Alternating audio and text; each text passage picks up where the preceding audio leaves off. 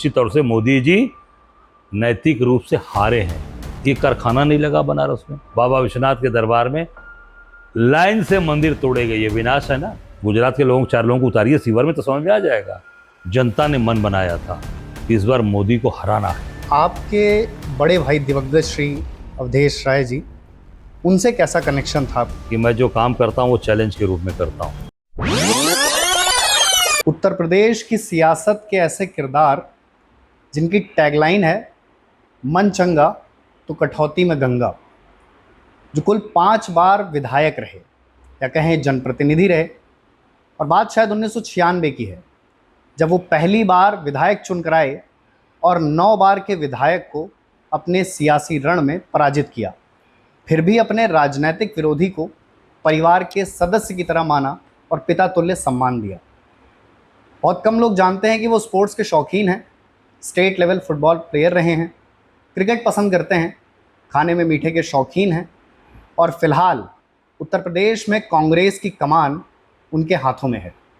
तो ऐसे दिग्गज, वरिष्ठ और कद्दावर नेता का स्वागत है हमारे यूट्यूब चैनल पर। शुक्रिया, धन्यवाद।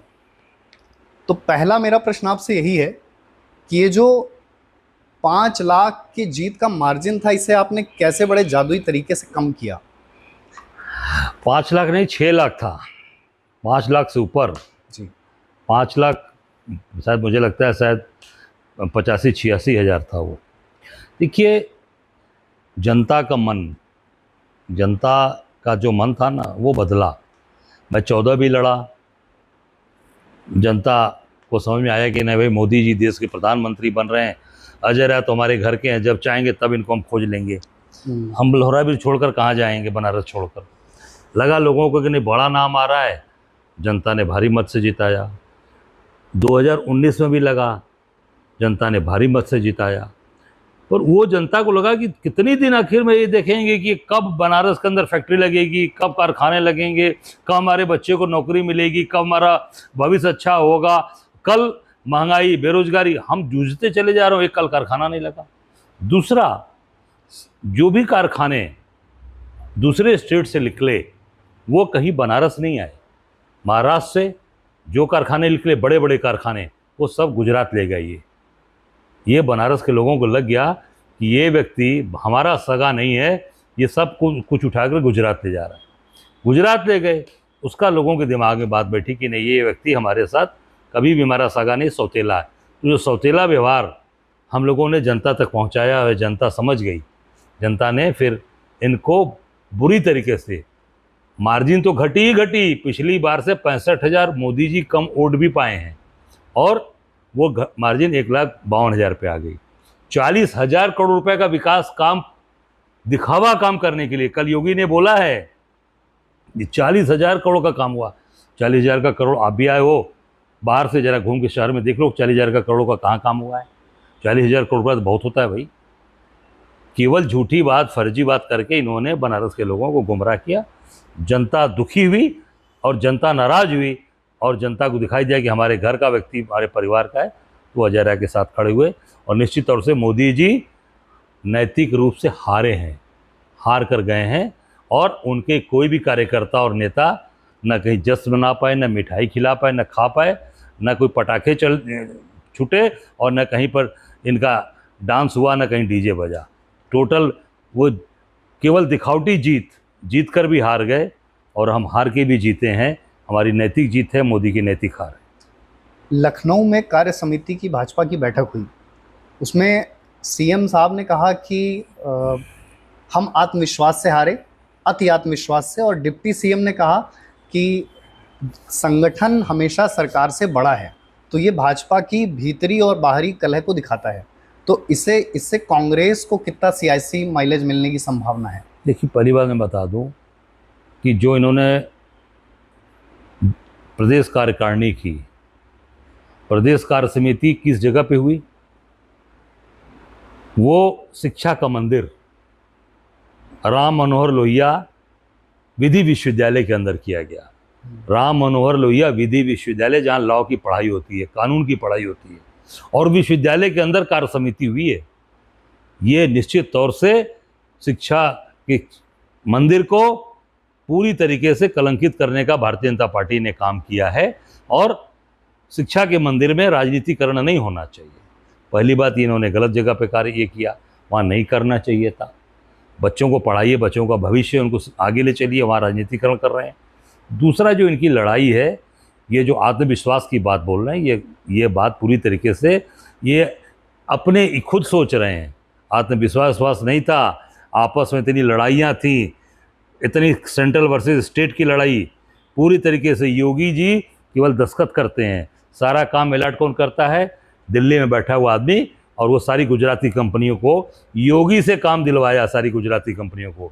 सारे काम पूरे प्रदेश में गुजराती कंपनियां कर रही हैं और वो आदेश योगी जी कर रहे हैं, योगी जी से कराया जा रहा है। चाहे वो बनारस हो, चाहे अयोध्या हो, चाहे जहाँ पर भी हुआ होगा, सब गुजराती कंपनी, और सब बहुत ही रद्दी काम करके पैसा लेके भाग गए। अच्छा, चाहे प्रदेश का चुनाव हो या केंद्र का चुनाव हो, जो कांग्रेस का शीर्ष नेतृत्व है, चाहे प्रियंका गांधी हो, राहुल गांधी हो, सब आपके साथ जनसभाओं में, रोड शोज में नजर आते हैं। इसका एक सीधा मैसेज जनता के बीच ये जाता है कि उनका आप पर अटूट विश्वास है। तो इस पर कैसे खरे उतरने की आगे योजना है, और जो ऐसे भी आगे 10 सीटों पर उपचुनाव है, तो इस पर क्या आपका रोड मैप है? आज खरे उतरे हैं, मोदी के सामने मोर्चा लेके खड़ा है उनका कार्यकर्ता, उनका मजबूत एक सिपाही खड़ा है, उनका सोल्जर खड़ा है। तो लग रहा है गांधी परिवार को, कांग्रेस नेतृत्व को, खड़गे जी को लग रहा है कि नहीं, राहुल जी, प्रियंका जी को, सोनिया जी को, कि कोई हमारा मजबूत एक कार्यकर्ता है जो प्रधानमंत्री के सामने एक बार नहीं 3 बार लड़ा और मोर्चे लेकर खड़ा है। न उसको खरीद पाए, न उसको डिगा पाए, न उसको ईडी सीबीआई के सामने झुका पाए, वो डट कर खड़ा है।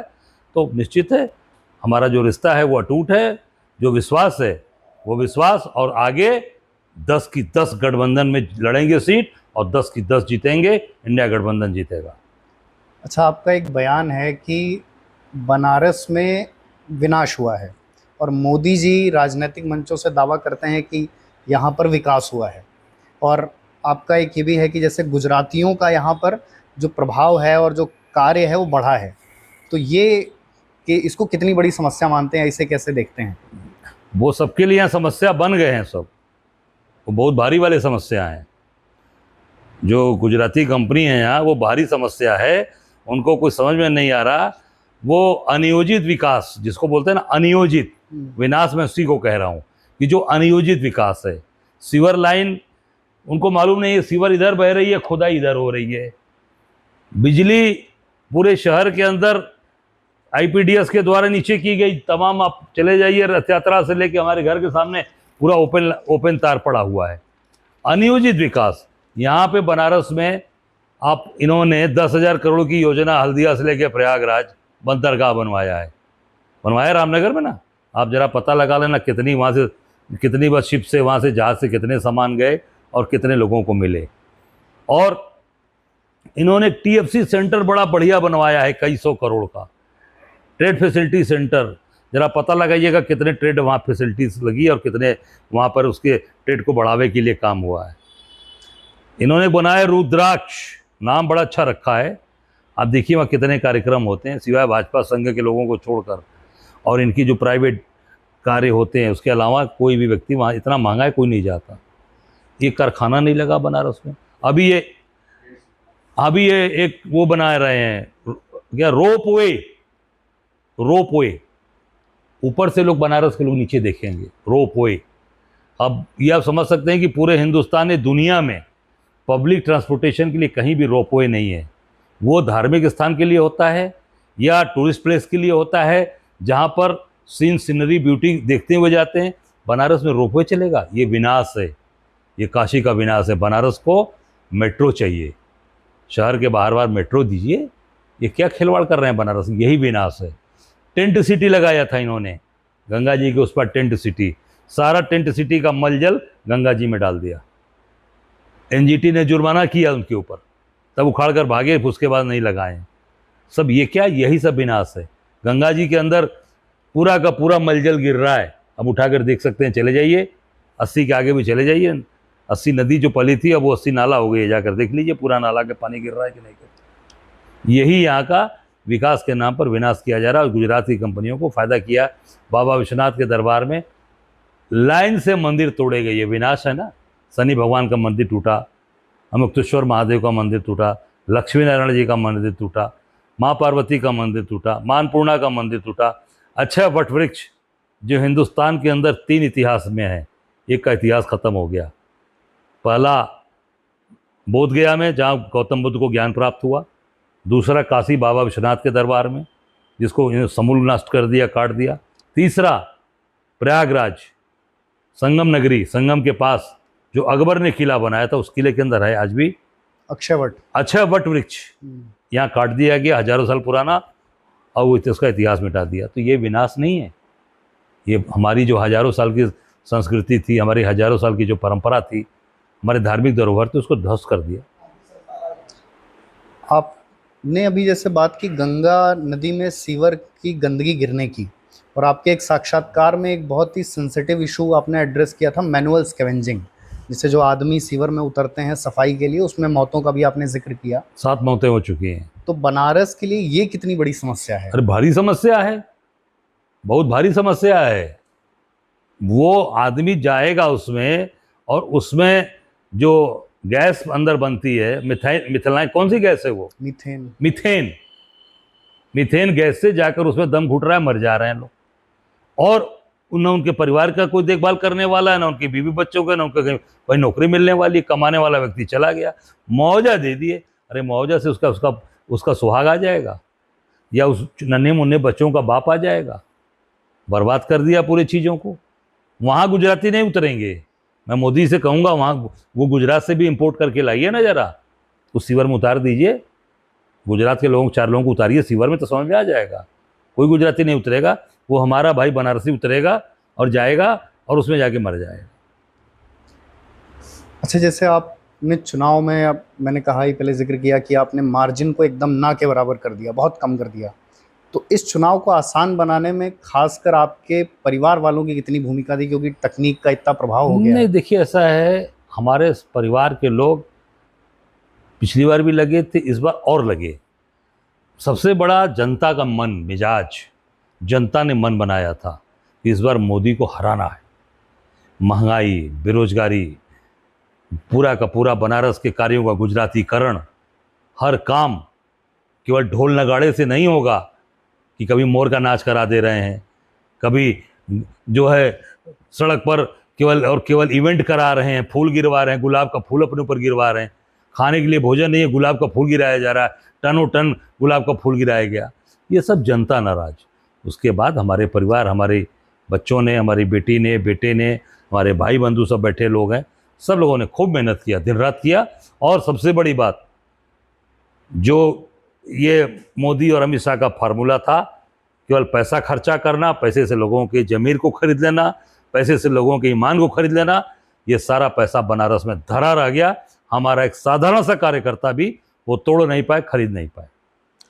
अच्छा, एक मेरे अंतिम 1-2 प्रश्न हैं कि 9 बार के एक विधायक हुए उदल जी, और आप पहली बार जब विधायक बने तो उनसे जीत कर बने, तो आपकी बड़ी आप बहुत बेहद उस समय युवा थे, और फिर आपने इसका ब्यौरा भी मिलता है कि आप उनको पिता तुल्य सम्मान देते थे, उनका दर्जा देते थे, और उनकी जो बेटी हुई उनको भी परिवार के सदस्य की तरह मानते थे।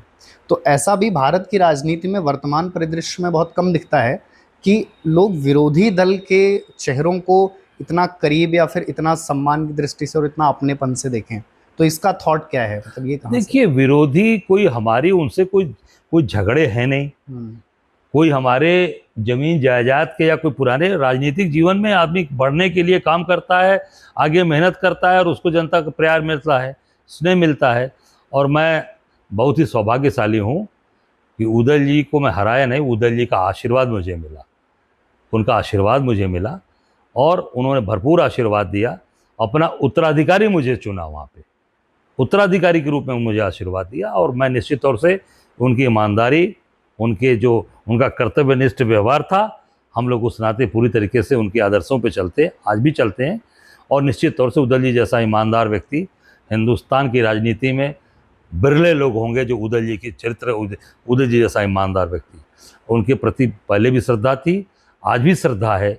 अभी उनकी पुण्यतिथि हमारे क्षेत्र में मनाई गई, हमारे बच्चे गए थे, हमारी बेटी गई थी, बेटे गए थे, और उनकी बिटिया रमा उदल जी, आज भी उनको हम लोग अपनी बड़ी बहन के रूप में मानते हैं और उनके परिवार के साथ मेरा गहरा रिश्ता है। उदल जी उत्तराधिकारी के रूप में मुझे आशीर्वाद देकर गए। एक प्रश्न है मेरा, और मैं जब से आपको फॉलो कर रहा हूँ 2017-16 से, तब से मेरी पूछने की इच्छा थी कि आपके बड़े भाई दिवंगत श्री अवधेश राय जी, उनसे कैसा कनेक्शन था आपका, क्योंकि इसको लेकर किसी भी साक्षात्कार में आपने बहुत मुखर होकर बात नहीं की है। तो मैं चाहता हूँ कि उनसे आपका लगाव, उनसे एक बड़े भाई के प्रति जो होता है वो किस तरह का था, बॉन्डिंग कैसी थी? देखो ऐसा है, भाई भाई का रिश्ता बड़ा पवित्र होता है जी। और भाई भाई के रिश्ते के कोई डिफ़ाइन नहीं कर सकता कि हमारा उनका रिश्ता क्या था। वो हमारे गार्जियन की तरह थे, अभिभावक थे, बड़े भाई के साथ साथ वो पिता तुल्य भी हमारे थे, और निश्चित तौर से उनका आशीर्वाद, उनका प्यार हम सब परिवार वालों के साथ, उन्हीं के आशीर्वाद से हम लोग फल फूल रहे हैं। और जो रिश्ता उनसे उनका रिश्ता था वो, मतलब उसके बारे में मेरे पास कोई शब्द नहीं है। और निश्चित तौर से उनका स्नेह, प्यार, आशीर्वाद हम सब के परिवार के साथ खड़ा है, और कोई शब्द नहीं है मेरे पास कि मैं उस रिश्ते को बता सकूं। बस इतना ही है कि गार्जियन, अभिभावक, बड़े भाई, पिता तुल्य, और एक अभिभावक के तौर पर हमेशा उन्होंने मार्गदर्शन किया। एक अंतिम सवाल, आप स्टेट लेवल फुटबॉल प्लेयर रहे, क्रिकेट के शौकीन हैं, और मुझे पता लगा मीठे के बहुत भी शौकीन हैं। तो और दूसरा कि आप अब तो राजनीति में बहुत ज़्यादा व्यस्त रहने लगे होंगे, खासकर अध्यक्ष पद ग्रहण करने के बाद। तो इन सब के बीच घर वाले शिकायत करते हैं कि समय नहीं है, और या फिर जनता को इतना समय देते हैं कि घर के लिए समय नहीं बचता। तो सामंजस्य कैसे बनता है राजनीतिक और ये अपने जीवन में? देखिए, समस्याएं तो हैं, परिवार जानता है कि नहीं, एक हमारा एक स्वभाव है कि मैं जो काम करता हूँ वो चैलेंज के रूप में करता हूँ।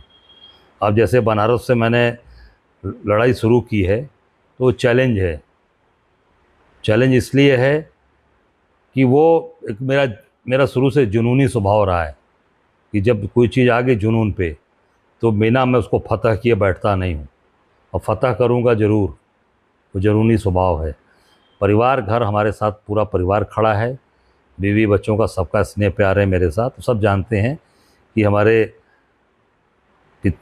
पति, हमारे पापा दिन रात लोगों की सेवा में काम करते हैं, मेहनत करते हैं, चाहे वो कोई समय रहा हो, राजनीतिक समय, कोरोना काल में भी हम लोग बैठे हैं, मनीष जी मेरे सामने, सब लोग, हम लोग, ओझा जी बैठे, हम लोग सब लोगों ने एक दिन भी नहीं बैठे।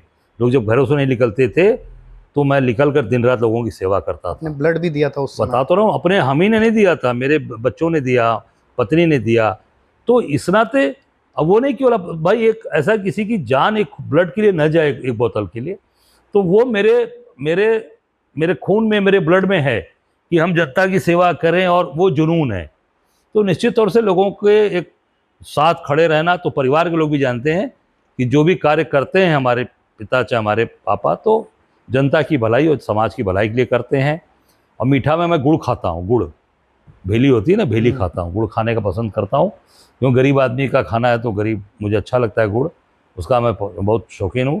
खेलने कूदने का जरूर रहा है शौक, तो अब फुटबॉल तो नहीं खेल पा रहा हूँ, पर थोड़ा एक्सरसाइज घर में करना, योगा करना, ये मैं करता हूँ, और समय निकाल लेता हूँ, कहीं ना कहीं समय मिलता है, जरूर करता हूँ।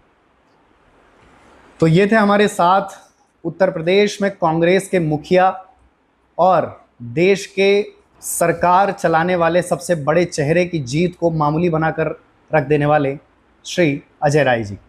धन्यवाद।